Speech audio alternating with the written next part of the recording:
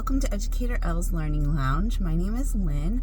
I am a special education teacher for 4th through 8th grade in a rural school in Missouri.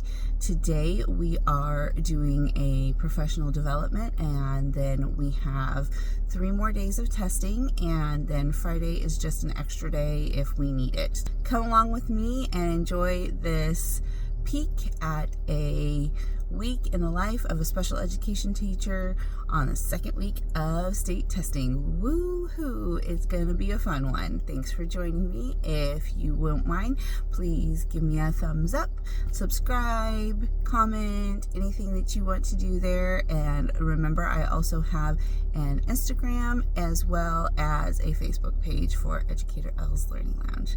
Thanks for joining me. Have a great week. Good morning. Today is Monday. I am on my way to professional development, the last one of the year. Woohoo! Looks like really we're just going to have a meeting in the morning, and then really it's just going to be a work day. So hopefully I'll get a lot of work done. My paraprofessional will be in the room as well, so she'll hopefully get some stuff done as well.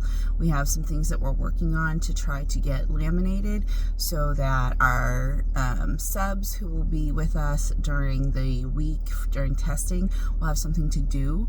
I really don't have anything for them to do, and it's very boring because the fact that they literally are just sitting there because the kids are in a holding room until tests. So this way they'll have something that they can work on so that they're not bored, but we have to get it prepared for them in order to do that. So it's fine, but I had to buy some lamination sheets at Walmart in order for my para to continue to laminate those things. So fun. Yeah, so happy Monday.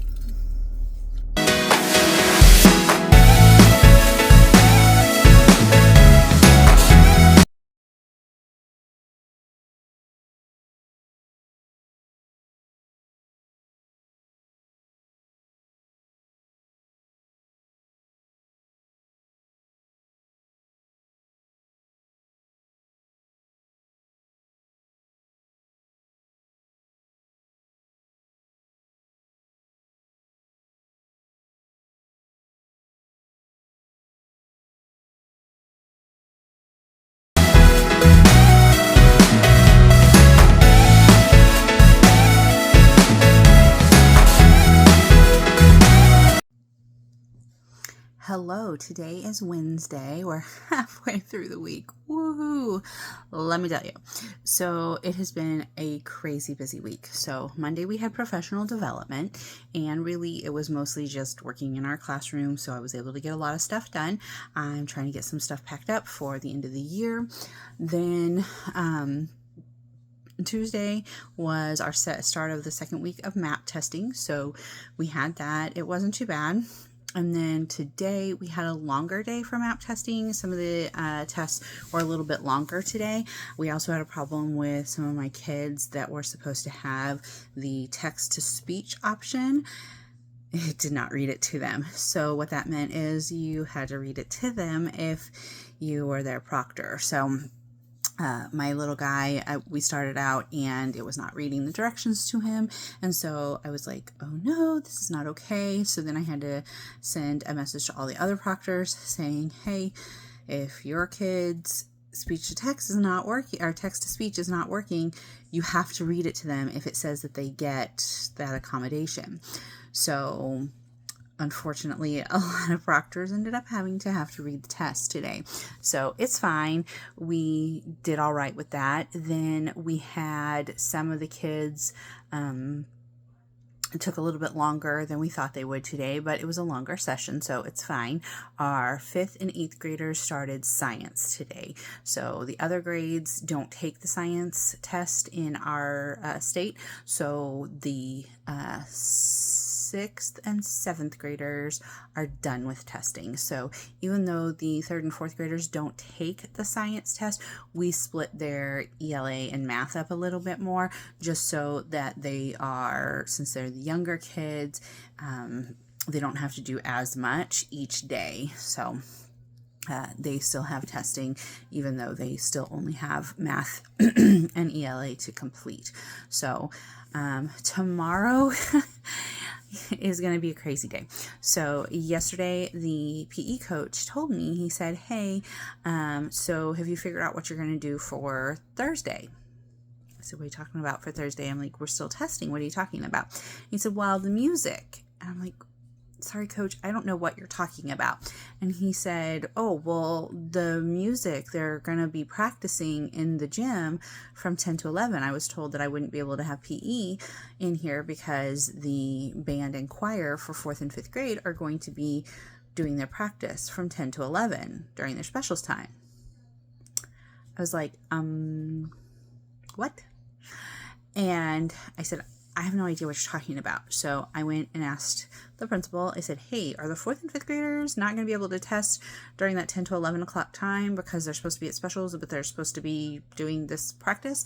And the principal was like, oh, yes, they are, because their music program is Thursday night. So they have to practice Thursday during the day. I was like, oh, okay, great. So we are going to have to change who tests who and kind of the order that we go in.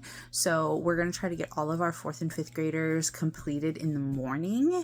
And then we're going to have probably one 5th grader left to test in the afternoon. So we kind of chose which one we thought would be able to handle testing in the afternoon and waiting. And then we'll do the 8th graders, because again, in our building, the only ones who will be testing tomorrow are 4th, 5th, and 8th graders. So I have 3 8th graders that have to be tested. So we'll just do them in the afternoon because of the fact that it's okay, because they don't need to be done first. Our 4th and 5th graders, we just want to get them done so we don't have to worry about them and hopefully be done by 10 o'clock. We don't know. It'll be okay. We're going to be fine. That's what I keep telling myself. So today, after testing was done, I asked our testing coordinator, I said, hey, do you want me to get stuff ready for tomorrow? Because she makes up the packets of like the proctors and all the test tickets. And there's so much that goes into coordinating testing if you didn't know. So,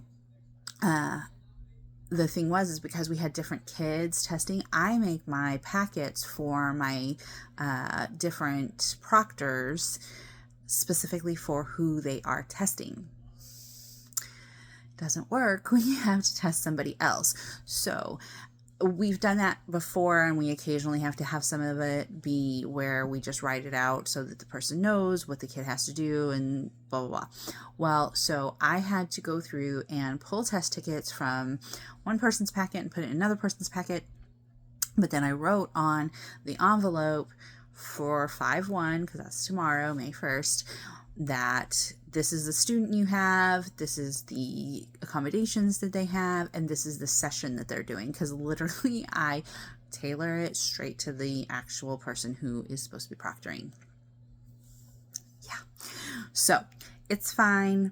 Again, usually there's not a whole lot of changes, so there's not a whole big need for this. It just happened to be that this time, we had to change it, and it was a big change. So I was talking to the music, the choir teacher today, and she was telling me, she's like, I've already got my stuff on the schedule for next year.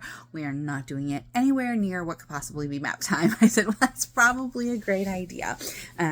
Again, this wasn't her plan. She didn't realize that this is when map testing was going to be. She just didn't plan that to happen, and it just happened that way. So it's fine. We gotta do what we gotta do. So as soon as we get done with map testing, then on Friday, my kids do a program called iReady. And so if you're not familiar with it, it's just the testing that you do. I know STAR, there's different things that you can do. I know I did a study island before. So it's the ones that kind of prepare them for the state testing. But it's an online program, and then they do different lessons that go with it. So we give them goals that they have to meet by the end of the quarter usually. Well, fourth quarter is crazy. So we have to do diagnostics at the end of the year. That's just to show what their growth was. And then also for next year, to kind of start them out for next year to see where they go from the end of the year to the next school year. So or eighth graders don't have to take it. They can take it if they want to, because there is a reward trip based on whether or not they meet their typical or stretch growth. So if they didn't meet their typical or stretch growth in the middle of the year, which they shouldn't do it until the end of the year, then they have a chance, if they want to take the diagnostic tests, they can, and then they can go on the trip.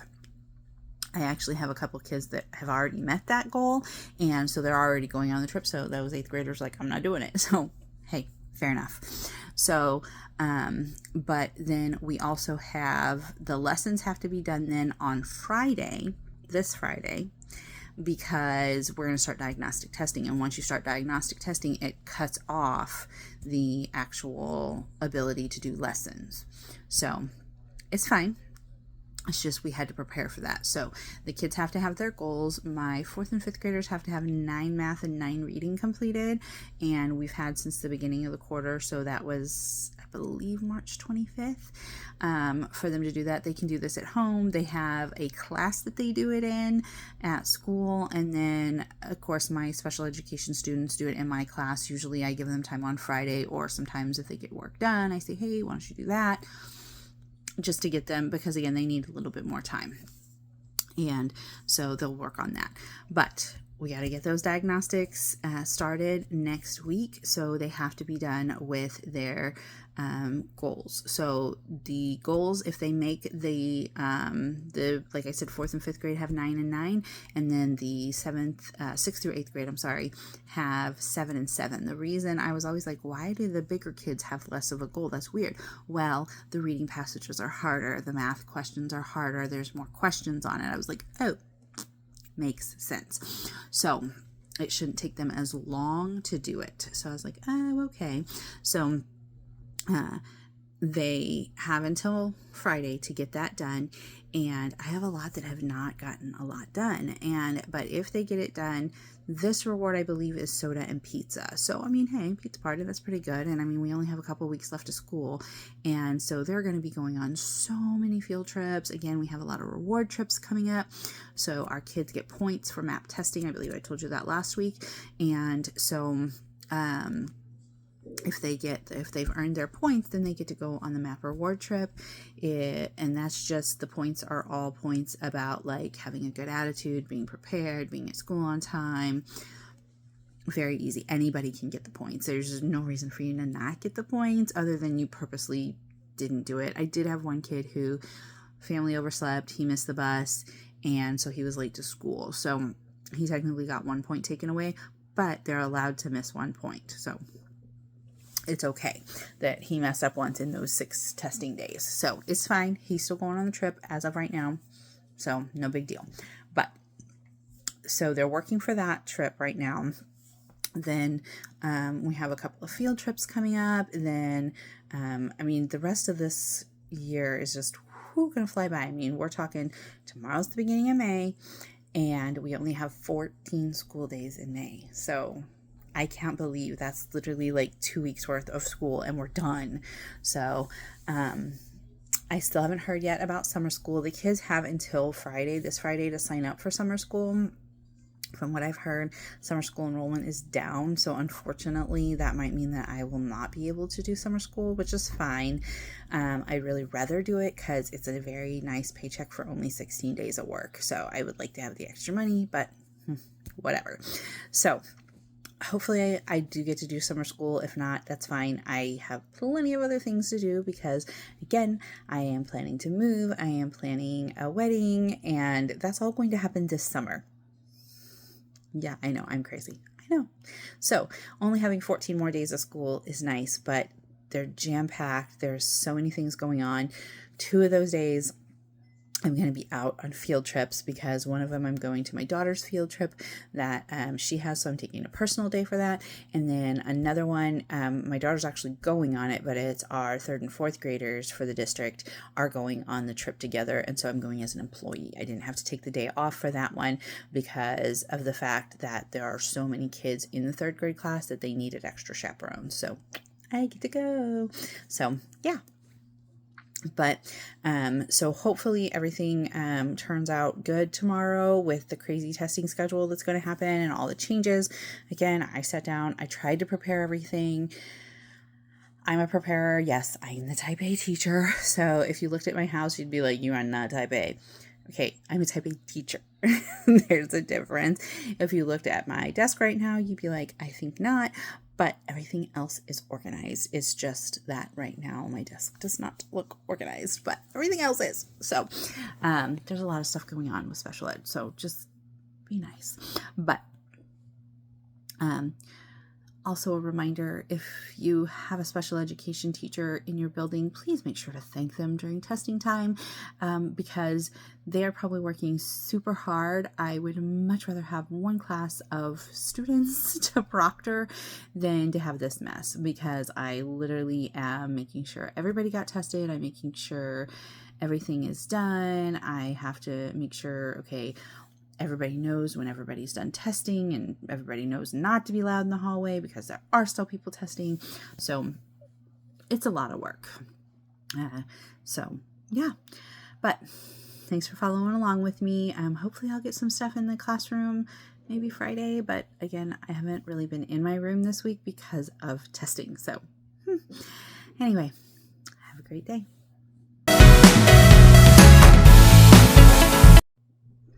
Well, today went pretty good considering we had all those changes that we had to do, and we got all of testing done, like the whole district, 3rd through 8th grade, all the kids who had been absent, whatever, we got them done. So yay, that means tomorrow we don't have to do makeup testing, which is wonderful. Then next week starts our iReady diagnostic testing, and then we do have some 8th graders who have to take an EOC for English Language Arts. So once we get that done, we will be in the clear. None of my students have to take the EOC because they, all 3 of my 8th grade students are not in the regular education ELA class. So they don't have to take that. So it's been a crazy week. This morning when I went to make macaroni and cheese for my child for lunch, I put it in the microwave. I had put water in there, and I walked away and started doing other things, and then realized I had not pushed the time. So I had to start the microwave. So yeah, it was great. But it turned out fine. Obviously, it was only a couple seconds that I hadn't started it. So I was like, oh, okay, gotta do that in order to get it done to do the next step. So, but we were fine. We were on time today, and we both were a little sleepy. I ended up staying up late last night working on an IEP. So, we just have some that need to get done, and I haven't been having any time to do my paperwork. So I've missed so much plan time because of the fact that we've had testing and I have IEPs coming up. So we only have 14 days left, well, 13 now days left of school. So I got to get these done because I actually have 2 more IEPs that need to be done.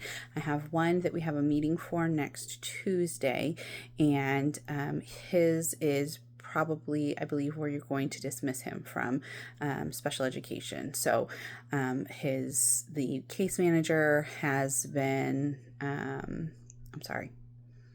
his case manager. The person who is above me has done his 3-year evaluation, and she has said that she believes that he is ready to be dismissed from services.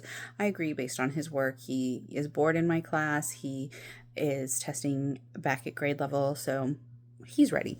So I don't know if we're going to put him over to a 504. I really don't think we will, because I think he's fine, to be honest.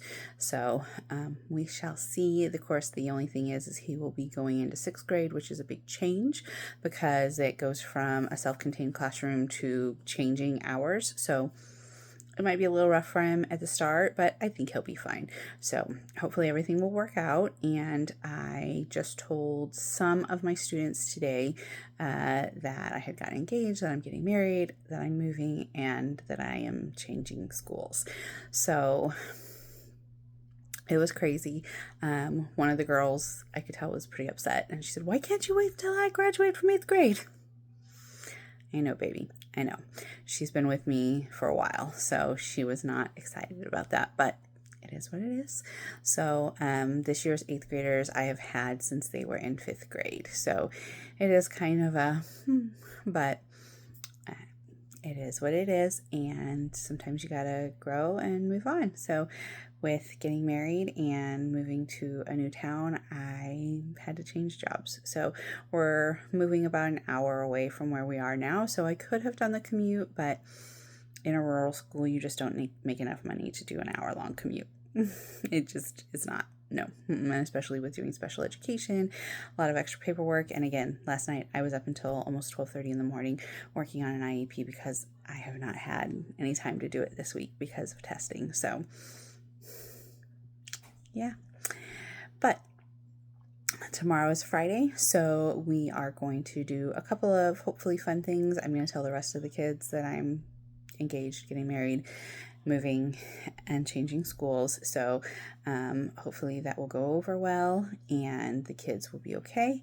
But hey, they have all weekend to worry to get their, emotions out if they need to. And then we will go back and do iReady goals, and then we will come back on Tuesday and start with our iReady diagnostics. So it's going to be fun. Thanks for joining me today.